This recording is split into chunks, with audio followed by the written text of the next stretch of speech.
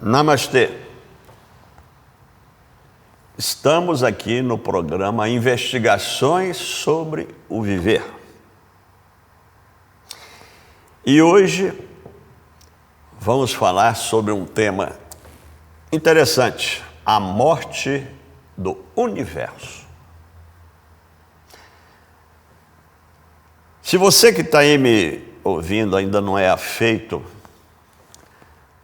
aos temas da teosofia, você poderá perguntar: morte do universo? O universo morre? Sim.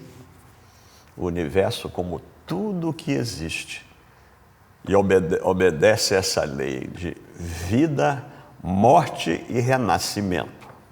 Nem o universo foge dessa lei.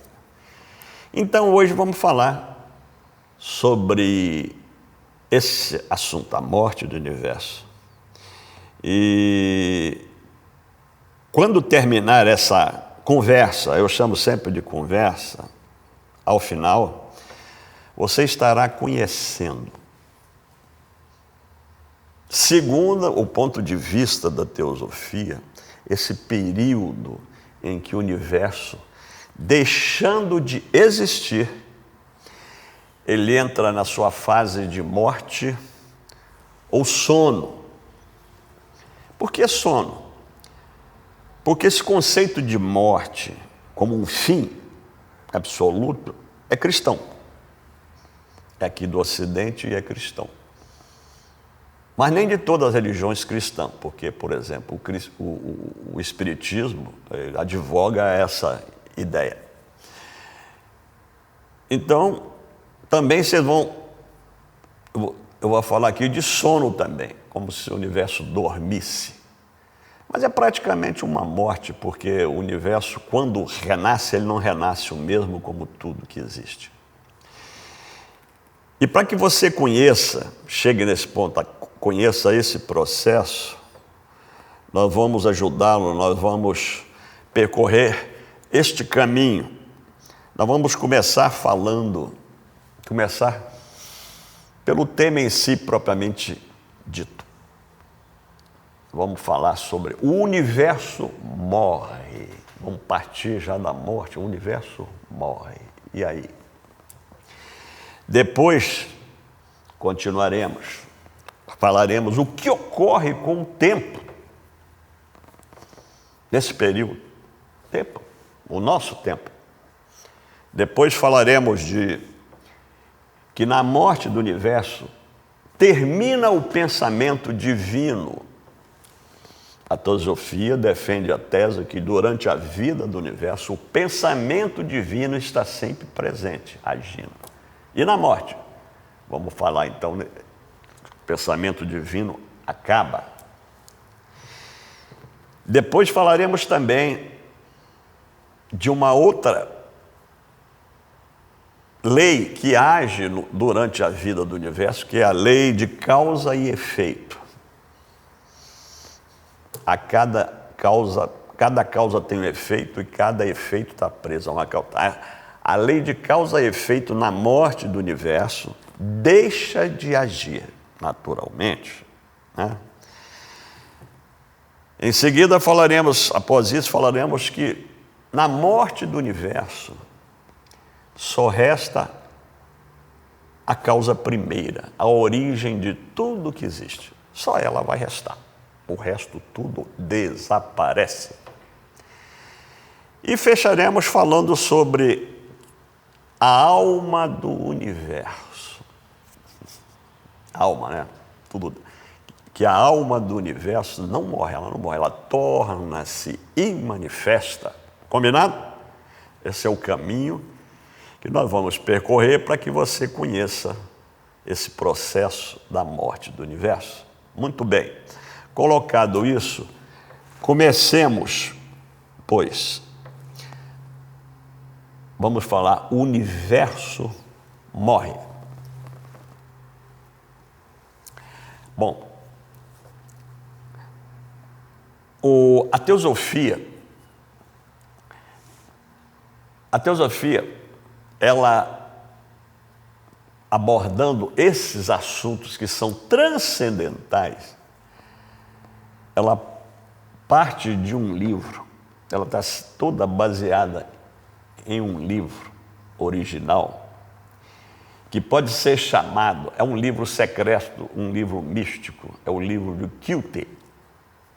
Vocês verão que a linguagem do livro do Kyuté é uma linguagem praticamente incompreensível ao nosso nível.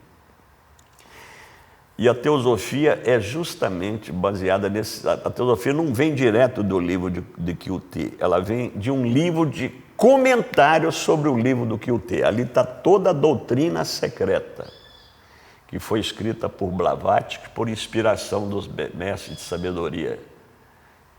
Esse livro de comentário é o livro de Dzyan, mas a base dele é o livro de Kyuté. E nós aqui também, para dar esse pontapé nesse assunto que é transcendente, a morte do universo, nós vamos partir também do livro de Kyuté.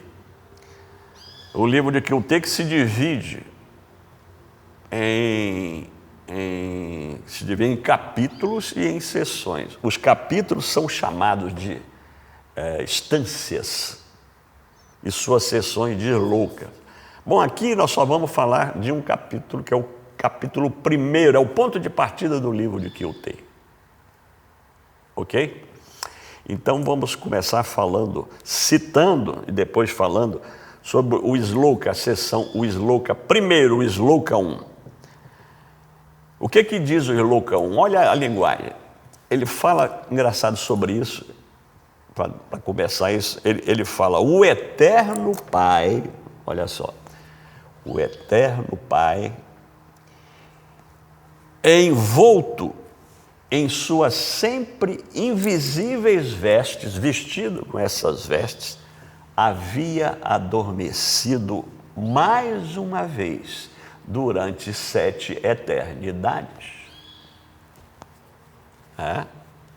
Tem bastante coisa aí. Então vamos começar. O Eterno Pai. O que é esse Eterno? O Eterno Pai é essa causa primeira. Mas que aqui especificamente é o espaço vazio. Porque o que é que acontece com esse espaço quando morre o universo? Ele fica vazio de qualquer ser, de qualquer corpo.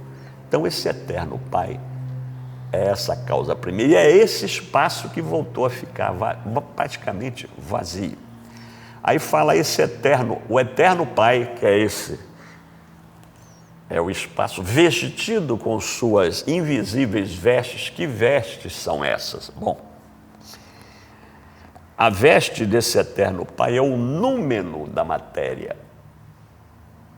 O númeno, o espírito por trás da matéria. Cada coisa manifesta aqui na matéria é o fenômeno, e cada coisa tem por trás o seu número. Nós vivemos no mundo dos fenômenos. Então, essas vestes que vestem o Eterno Pai é o número da matéria. É como se tivesse vestido esse espaço vazio. Muito bem. E reza lá o comentário que ele mais uma vez havia adormecido durante 7 eternidades. Porque esse Eterno Pai, durante a vida do universo, ele se preencheu do universo, ele era o universo com o universo vivo. E agora ele estava dormindo por 7 eternidades. Eternidade, cabe aqui uma explicação. A eternidade, no sentido que nós lidamos, nós ocidentais e cristãos, nós imaginamos a eternidade, diferente do ocultismo, como se fosse uma linha reta, correto? Como se fosse assim uma trajetória, um curso retilíneo. Uma linha reta que não tem, aliás, nem começo e nem fim. Essa é a ideia nossa de eternidade, diferente da sabedoria oriental e da sabedoria oculta, onde o curso da duração eterna, ou da vida e da morte, não é uma linha reta, mas é um círculo, de forma que a vida do universo é traduzida por um grande círculo. E essa eternidade é um grande círculo, então. Então, a morte do universo, segundo esse Sloka, dura 7 eternidades. Porque termina um ciclo e começa outro. Termina um ciclo e começa outro. Para se ter uma ideia dessa eternidade, 7 eternidades. Bom, vamos recorrer aos Vedas e ao Brahmanismo da Índia. Os Brahmanes, na Índia, eles concebem, na forma antropomorfizada, 3 deuses no universo. Ou 3 poderes da natureza. O primeiro é Brahma. É Brahma, que é o poder criador da natureza. O segundo é o poder conservador, isso numa figura antropomorfizada do universo, que é Vishnu. E o terceiro é o poder transformador, porque tudo está se transformando o tempo todo, e que é Shiva. Mas vamos nos ater agora só a Brahma, o poder criador. O brahmanismo fala que Brahma tem uma idade. A idade de Brahma. E que a idade de Brahma é igual a 100 anos de Brahma. Ano baseado no nosso ano comum. O ano unidade é o nosso ano comum. E 100 anos de Brahma, ano de comum. E cada ano de Brahma tem 360 dias de Brahma. Dias e noites de Brahma. Isso é só para ter uma ideia dessa grandeza. De forma que vem aí um número astronômico. Cada dia ou noite de Brahma tem 4 bilhões e 320 milhões de anos. Um dia de Brahma dura tudo isso, 4 bilhões e 320 milhões de anos. De forma que uma idade de Brahma dura, que vai corresponder à morte do universo, a todo o sono do universo, corresponde a 411 quatrilhões e 40 trilhões de anos dos nossos anos comuns. Tem que ser uma eternidade, né? A nossa imaginação, uma grandeza dessa, não é verdade?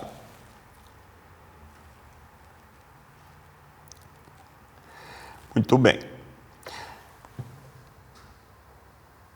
Na morte do universo, uma das coisas que caracteriza a vida do universo é o tempo, né? Nós estamos aqui e nós temos essa ideia do tempo, essa ideia de antes, depois, amanhã, ontem, o mês que vem, o ano que vem, tá? O que acontece com isso na morte do universo? Então vamos ao nosso próximo assunto agora. Nós vamos falar agora, então vamos falar o que ocorre com o tempo na morte do universo. E de novo vamos abordar isso aí, vamos recorrer a outro sloka do livro do Kyotê, o segundo, para começarmos a falar a partir daí. O que diz o sloka? Diz lá o texto do sloka. O tempo na morte do universo, durante a morte do universo, o tempo não existe. Porque ele jaz no seio infinito da criação, da duração.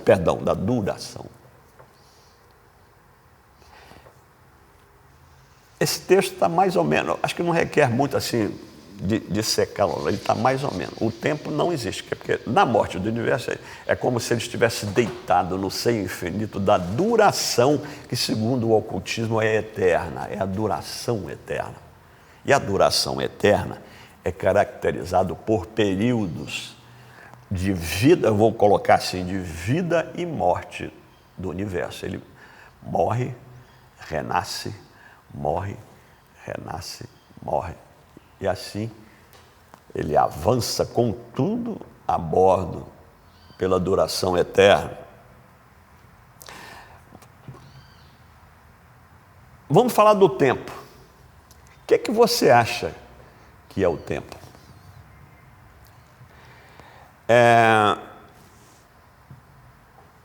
O que será o tempo? Ora, o tempo é uma ilusão. O tempo é uma ilusão. Você pensa que ele é uma ilusão. Eu vou te dizer, o tempo, ele é caracterizado. Esse tempo deixa de existir quando a consciência, onde ele se produz, ele dá essa impressão, deixa de existir. Esse tempo, o que você acha que é a realidade? Isso que a gente chama de realidade. Ora, a realidade, vou lhe dizer o que é a realidade. A realidade é como se fosse uma linha. Imagine uma linha horizontal num plano, no meio do plano, uma linha dividindo esse plano em 2 subplanos. Um subplano superior, que chamamos futuro, e está em movimento descendente, e separa de um subplano inferior, que continua avançando, que chamamos de passado. Aí essa linha tenuíssima chama-se presente. E é aí que está a realidade. O tempo dessa realidade, quando ela se revela para nós na matéria, é a largura ínfima dessa linha. A realidade é como se fossem flashes o tempo todo, nessa corrida, nesse movimento que vem do futuro, que não existe, para o passado, que também deixou de existir. Esse é o tempo.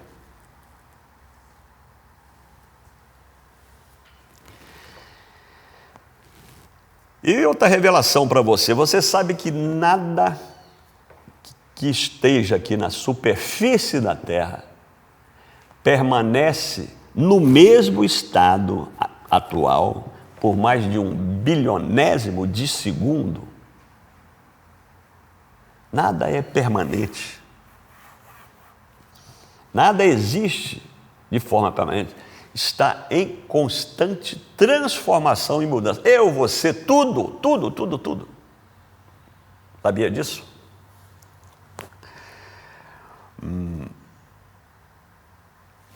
E interessante nessa concepção, essa sensação que nós temos de consciência de algo, onde é uma pessoa que a gente conheça, essa sensação de conhecimento, é nada mais, nada menos que a soma de todas as impressões dessa pessoa, dessa coisa, existente na nossa memória, a soma de todas elas. E o conhecimento que eu terei desta pessoa na vida será desde o momento em que ela entrou no meu campo de impressão, no meu campo de percepção, até o momento que ela deixa, ou pela morte, ou ela se afasta de mim. Essa é a consciência.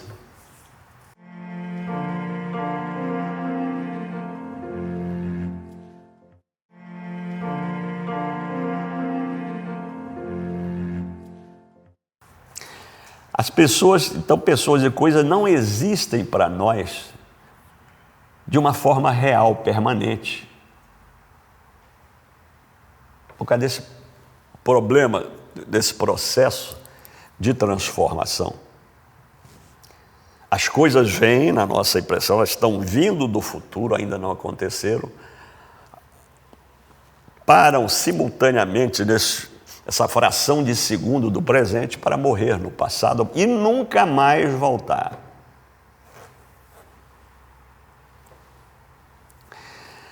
Muito bem. O ocultismo fala que durante a vida do universo, o pensamento divino está em ação. E na morte do universo? Vamos ao nosso próximo assunto. termina na morte do universo o pensamento divino. E comecemos falando sobre o terceiro sloka do livro do Kyuté, abordando esse assunto. Diz lá, terceiro sloka, a mente universal, olha só, a mente universal na morte do universo não existe. E por quê? Porque não há arri, é um termo, não sei se é sânscrito ou pali, porque não há arri para contê-la. Arri significa esse termo designa uma consciência muito elevada, muito acima da humana. Então, se não tem consciência, né, não tem mente. Se não tem cérebro, não tem cabeça, não tem mente. Ok? E o que é a mente universal? Coisa incrível. A mente universal é a totalidade dos estados de consciência de todas as mentes do universo. Elas fazem parte da mente universal, a minha, a sua, de tudo. Essa totalidade é a mente universal. E isso também compõe a mente universal, que também é a vontade, você vai ficar pasmo, a vontade é o pensamento, a vontade e o sentimento, a emoção do universo. Porque, meu amigo, o universo não é uma coisa morta, ele é uma coisa viva. Ok?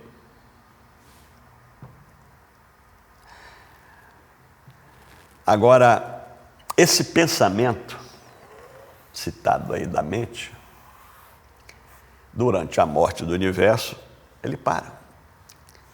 Ele é suspenso durante o período da morte do universo. Período esse que tem um nome em sânscrito de pralaya, chama-se pralaya na teosofia.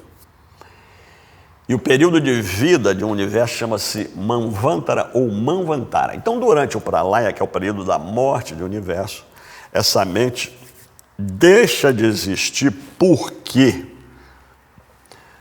Porque o órgão, digamos, o cérebro que a conteria, que seria essa mente universal, também deixa de existir. E podemos chamar também como o ego do universo, a totalidade. O ego deixa de existir. Aí cessa a mente, cessa o pensamento. É lógico, né? Cessa a ação do pensamento. Agora, uma coisa interessante na manifestação do universo. Um número, o que é um número? Um número é um espírito, é a essência de todas as coisas. Um número é uma lei da manifestação. Um número ou essência só pode existir, vir a existir, se houver um corpo material para que ele se expresse, ele se manifeste. Ele só faz isso através da matéria. E esse corpo material é todo, no caso do universo como um todo, é o ego universal. Ok? Muito bom.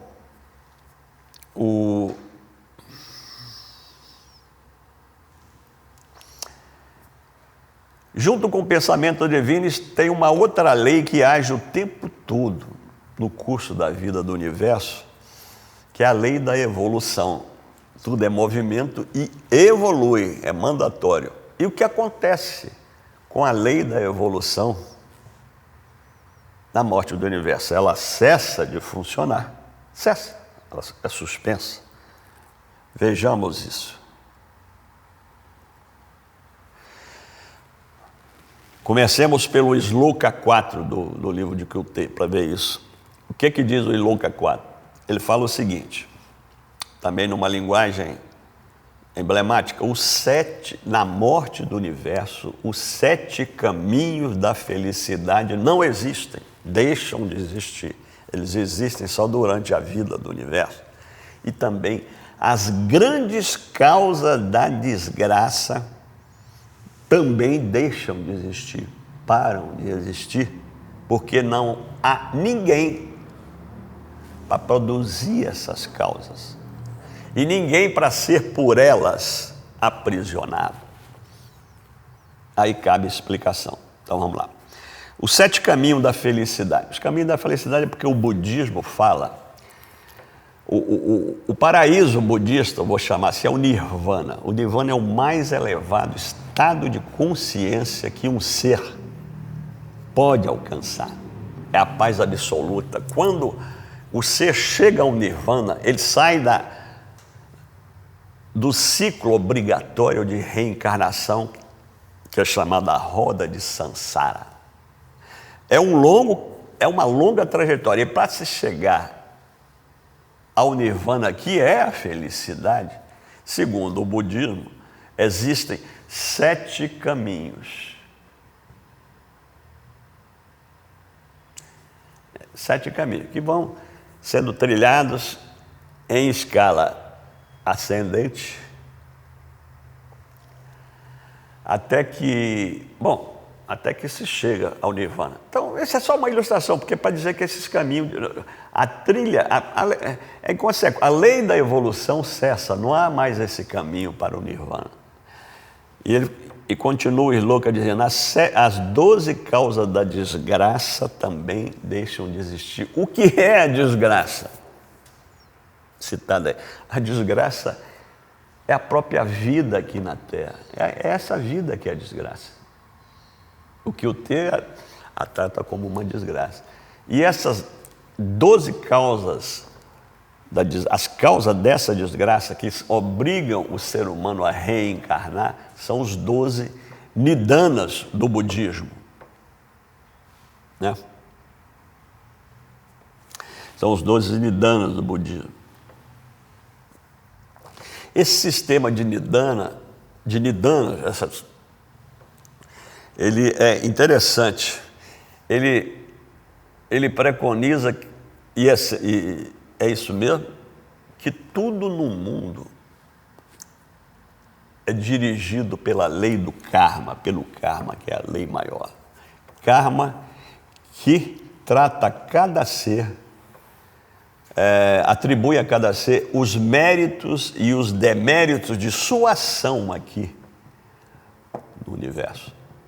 O efeito dessa ação recai sobre aquele que a gera, sobre o próprio ser. E por ser assim, o karma faz que cada ser existente sinta em si mesmo a sua força, em toda a plenitude. Não há ninguém que escape da sua ação. E segundo esse sistema de nidana, essa perspectiva de reencarnar, de voltar à vida, infunde no ser humano medo e pavor. O ser humano tem medo. Porque é só sofrimento. Nós reencarnamos por obrigação do karma e vamos pagar por aquilo que fizemos. E sofrimento esse, inclusive, que nem a própria morte liberta dele. Não tem, morreu. Aqui se faz, aqui se paga. Aqui é o campo, a vida. Quando eu falo aqui, a vida na carne é o campo do plantio e também o campo da colheita, segundo a lei do karma. É aqui que plantamos e colhemos os nossos bons ou maus frutos.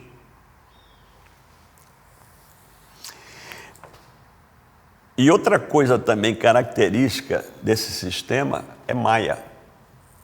São 2 coisas fundamentais, inerentes a tudo do universo. Uma é a lei do karma, que dirige tudo, e outra é Maya, que é a ilusão, a grande ilusão de existir.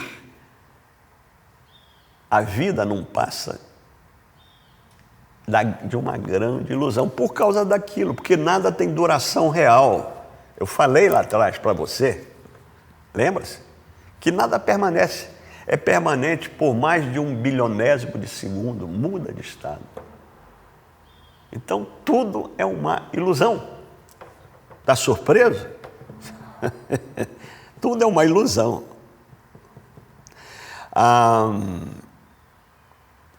E por causa dessas ilusão desse valor, por causa dessa ilusão, todas as coisas aqui no universo, elas não têm um valor absoluto, elas têm um valor relativo. E a aparência que essas coisas,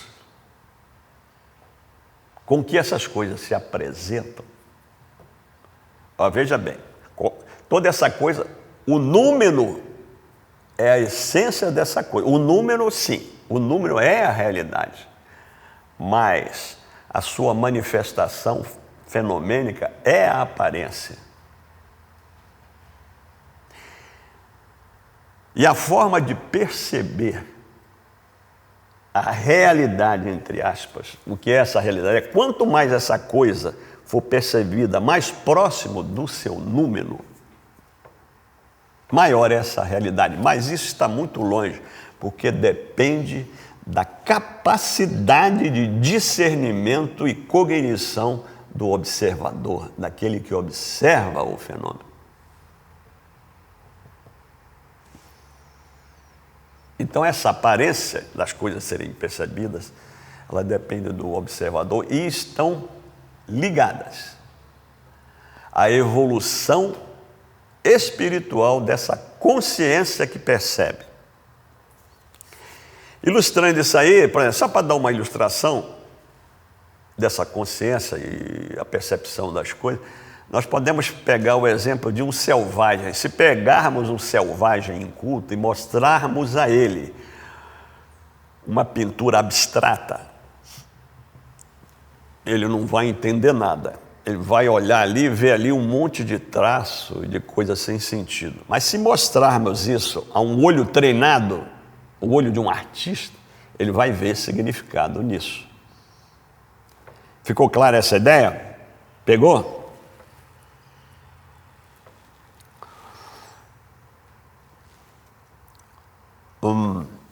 A vida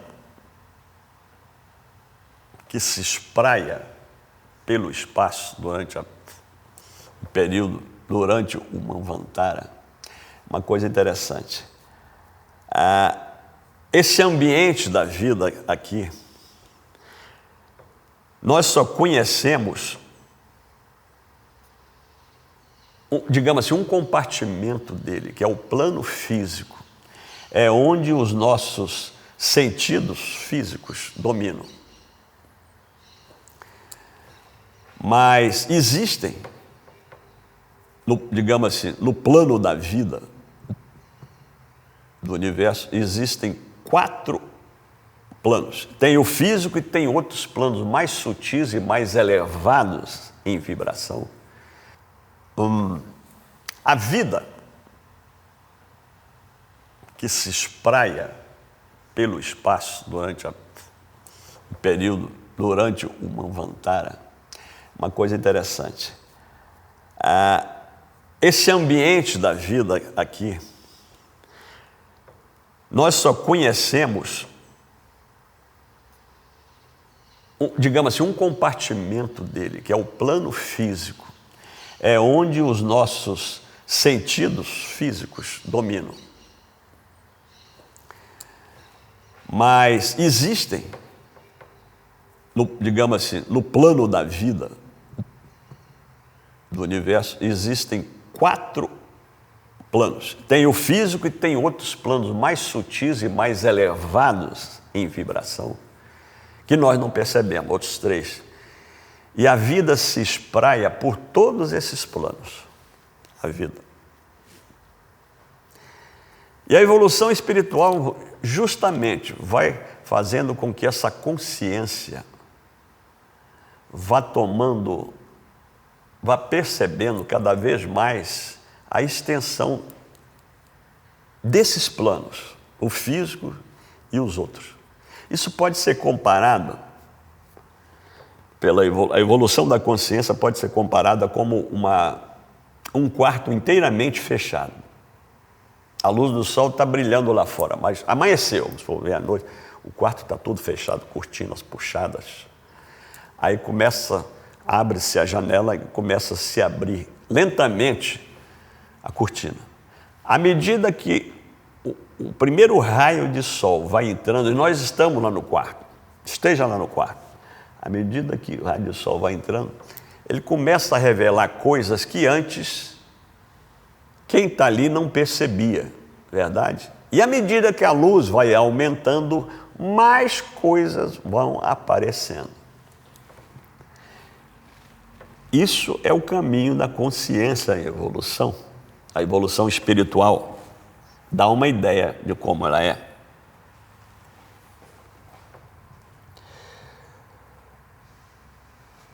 Muito bom.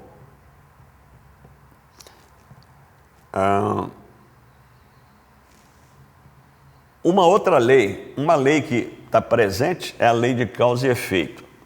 Nós falamos dessa aí da lei da evolução, né? A lei de causa e efeito. O que acontece com ela? Na morte do universo,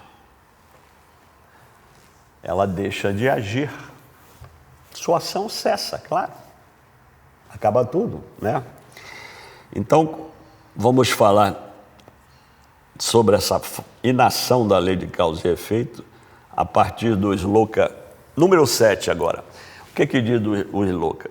Ele fala lá: as causas da existência na morte do universo estão eliminadas, deixaram de existir.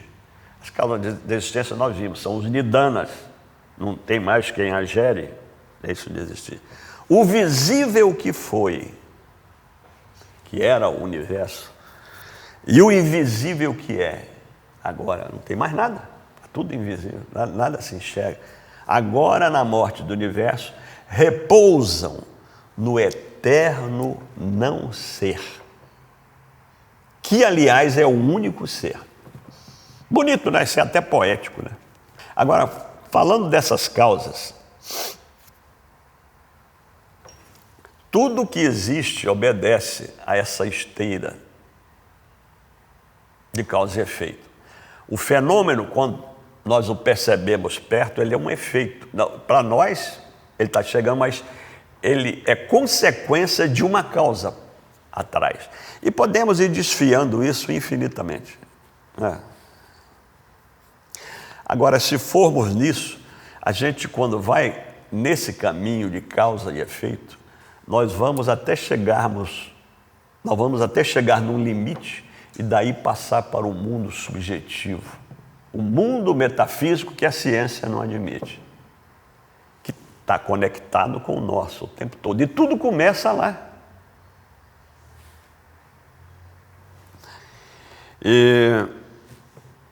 E essa causa principal, essas causas, elas têm uma causa principal interessante. E que causa é essa? Que é o desejo, vamos dizer assim, é o desejo das coisas de existirem, o desejo de existir. As coisas querem existir. É o desejo de manifestam aqueles seres que têm uma vida senciente, uma vida com sensibilidade, a partir do vegetal. Ele quer viver. Isso é chamado de tanha. E segundo o ocultismo, esse desejo é inerente a tudo, desde o átomo aqui até o Sol. Está imbuído desse desejo de existir. Esse desejo é um reflexo do pensamento divino que é projetado, se torna o universo, na existência objetiva. Esse desejo é o reflexo dele. E esse reflexo, ele se revela sob a forma de uma lei. Passa a ser uma lei que obriga o universo a existir. Agora, a causa primeira de tudo isso, né? Nós estamos falando de causa, né? nunca deixa de existir, ela permanece, ela não desaparece. Lá ela fica sempre oculta. E nisso aí tem uma coisa interessante. Dessa causa primeira,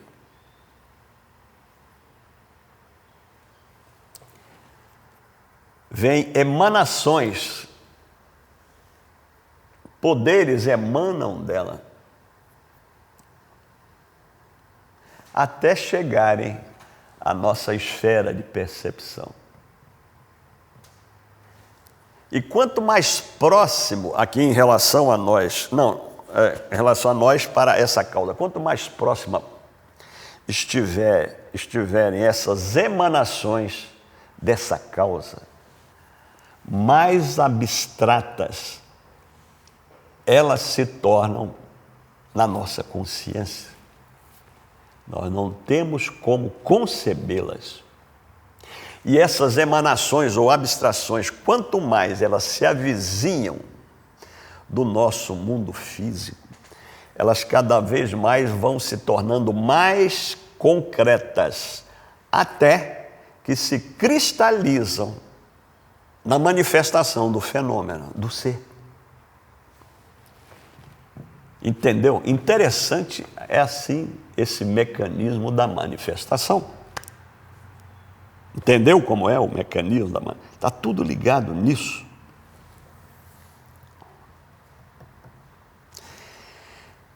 Todos esses poderes, essas emanações, eles ao longo do tempo da vida humana, eles têm sido antropomorfizados. São dados a eles qualidades assim humanas, como deuses, os deuses poderosos dão poder, qualidade humana, deuses, como Deus e deuses.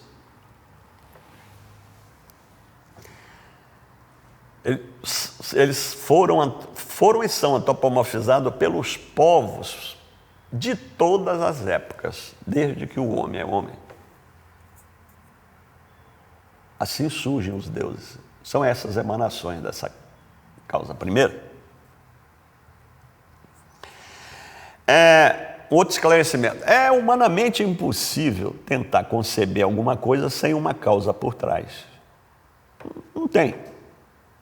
Porque nenhum fenômeno surge do nada. Então, na nossa cabeça, fica impossível conceber isso. Mas, por outro lado, também, tentar achar essa causa